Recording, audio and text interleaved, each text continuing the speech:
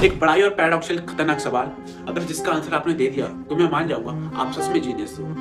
मैं बात करने वाला हूँ पैराडॉक्स के बारे में। पैराडॉक्स एक टाइम का ही पार्ट है, यानी कि इसमें जब आपको पता होगा कि टाइम को हम 3 हिस्सों में डिवाइड करते हैं, प्रेजेंट, पास्ट, फ्यूचर। यानी कि पास्ट वो होता है कि जो पहले एग्जिस्ट करता था लेकिन अब वो एग्जिस्ट नहीं करता, और फ्यूचर जो होता है जो एग्जिस्ट करेगा आने वाले समय में लेकिन वो अभी एग्जिस्ट नहीं करता। और प्रेजेंट, प्रेजेंट कितने लंबे समय को कहा जा सकता है, 1 सेकंड, 2 सेकंड या 3 सेकंड। यानी कि प्रेजेंट को कितने लंबे समय तक का नाम दिया जा सकता है, इसका भी हमें आइडिया नहीं है। यानी कि प्रेजेंट एक ऐसी चीज है जिसका क्लियर आइडिया हमें नहीं है कि वो कितने लंबे समय का होता है। पास्ट एक ऐसी चीज है जो एग्जिस्ट करती थी लेकिन वो फिलहाल एग्जिस्ट नहीं करती। फ्यूचर जो आने वाले समय में एग्जिस्ट करेगा पर अभी भी एग्जिस्ट नहीं करता। तो यानी कि हम अभी प्रेजेंट में जी रहे हैं, यानी कि वो एक ऐसी चीज है जिसकी लेंथ हमें नहीं पता और जिसके आगे भी और पीछे भी नॉन एग्जिस्टिंग चीजें हैं। तो एक्चुअली में समय होता क्या है और कहाँ पे हम टाइम को ड्रॉ कर सकते हैं, प्रेजेंट, फ्यूचर एंड पास्ट। वैसे एक्चुअली ये सवाल अरस्तु ने अपनी फिजिक्स की किताब में पूछा था और उन्होंने इसका जवाब पूछा तो था लेकिन उसका जवाब उन्होंने खुद भी नहीं दिया था और यह सवाल एक मिस्ट्री बनकर रह गया।